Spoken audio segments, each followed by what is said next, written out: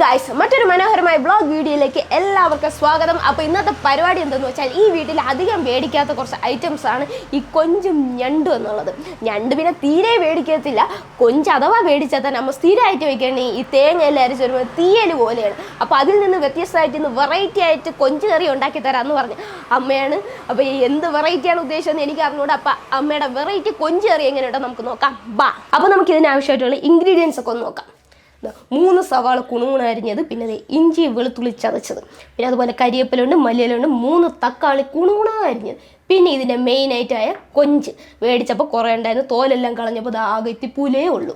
എന്തായാലും നമുക്ക് ഇത് വെച്ച് ബാക്കി സെറ്റ് ചെയ്യാം. ആദ്യം നമുക്ക് കൊഞ്ചിനൊന്ന് ഫ്രൈ ചെയ്തെടുക്കാം. അപ്പോൾ അതിന് കുറച്ച് പൊടികളൊക്കെ ഇടാം. അപ്പോൾ ഇട്ടോമ്മ ആദ്യമായിട്ട് മഞ്ഞപ്പൊടി, അടുത്ത കുരുമുളക് പൊടി ഇടുന്നുണ്ട്, കുറച്ച് കുരുമുളക് പൊടി, ഉപ്പിട്ട് അടുത്ത മുളക് പൊടി ഇടും. വേഗം വേഗം ഇടും, കുറച്ച് മതി. നല്ല മുളക് പൊടി ഇട്ട് ഇനി അടുത്ത് തോന്നുന്ന ഇനി അടുത്ത് തന്നെ ലെമൺ ജ്യൂസ് ചെയ്ത് ഒഴിക്കണം. അയ്യ നാരങ്ങയൊക്കെ ഇട്ട് കൊഞ്ചായതുകൊണ്ട് കുറച്ച് കായപ്പൊടി ഇടാന്ന് നമ്മൾ പറഞ്ഞു.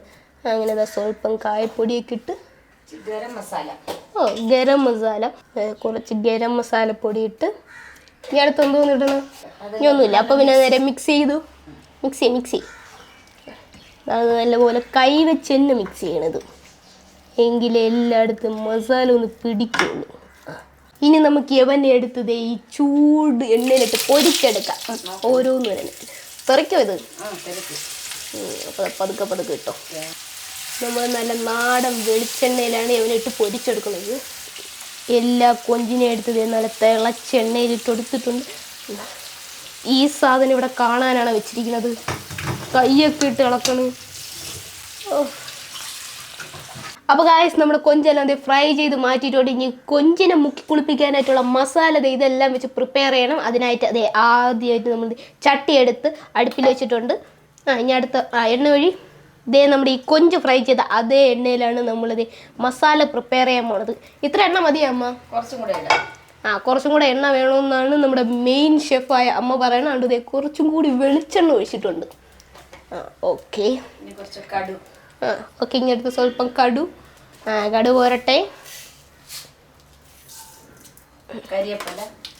നല്ല നാടൻ കരിയപ്പല ഉണ്ട്.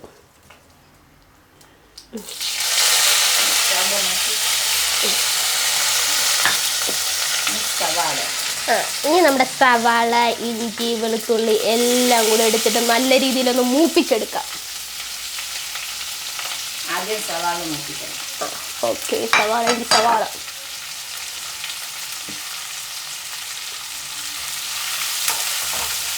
സവാള നല്ല രീതിയിൽ മൂത്ത് വന്നിട്ടുണ്ട്. ഇനി നമുക്കിത് ഇഞ്ചി, വെളുത്തുള്ളി, അതുപോലെ തന്നെ തക്കാളി വാരിയിടാം. ഇതെല്ലാം കൂടി ഇനി അടുത്ത് നല്ല രീതിയിൽ മൂപ്പിച്ചെടുക്കാം. ഓക്കെ മൂപ്പിച്ചോ. മസാല നല്ല രീതിയിൽ മൂത്താൻ അമ്മതെ നല്ല രീതിയിൽ ഉടച്ചെടുത്തിട്ടുണ്ട്. ഇനി ഈ കൊഞ്ചിന് ഇതിലോട്ടിട്ട് നല്ല രീതിയിലൊന്ന് നമുക്കൊന്ന് പെരട്ടിയെടുക്കാം. ഇട്ടോ വെറൈറ്റി എന്ന് പറഞ്ഞ അമ്മ ഉണ്ടാക്കിയത്. എന്തായാലും തേങ്ങ ഇട്ടുണ്ടാക്കുന്നതിനെക്കാട്ടി നല്ലതാ. ഇതിപ്പോൾ ഇതിലോട്ട് ഇറച്ചിക്കറിയാക്കാം. അപ്പോൾ കൊഞ്ചിട്ടപ്പോൾ കൊഞ്ച് കറി. അപ്പോൾ ഇതാണ് നമ്മുടെ കൊഞ്ച് കറി, റോസ്റ്റഡ് കൊഞ്ച് കറി. കൊഞ്ച് റോസ്റ്റ് അങ്ങനെ എന്ത് പേരിട്ട് വേണം വിളിക്കുക. പേരിലൊന്നും വലിയ കാര്യമില്ല. നമുക്ക് ടേസ്റ്റ് നോക്കിയാൽ മതിയല്ലേ. ഉപ്പൊക്കെ അവനവൻ്റെ പാകത്തിന് വേണം ഇടാൻ. ഒന്നിത്തിരി ഭംഗി കൂട്ടാനായിട്ട് കുറച്ച് മല്ലിയില ഫ്രണ്ടിലൊന്ന് തൂക്കി കൊടുക്കാം. അപ്പം നല്ല ലുക്കായിട്ടുണ്ട് കാണാൻ. കരിയപ്പിലയും കൂടി. അപ്പോൾ ഗായ്സ് നമ്മുടെ കൊഞ്ച് റോസ്റ്റ് ഇവിടെ റെഡി ആയിട്ടുണ്ട്. നിങ്ങൾക്ക് എല്ലാവർക്കും ഇഷ്ടപ്പെടും. അപ്പോൾ വീട്ടിലെല്ലാവരും ട്രൈ ചെയ്ത് നോക്കാം. അപ്പോൾ ഇന്നത്തെ വീഡിയോ ഇത്രയേ ഉള്ളൂ. മറ്റൊരു ദിവസം അടുത്തൊരു വീഡിയോ ആയിട്ട് വരുന്നവരിക്കും. Tata bye bye, see U.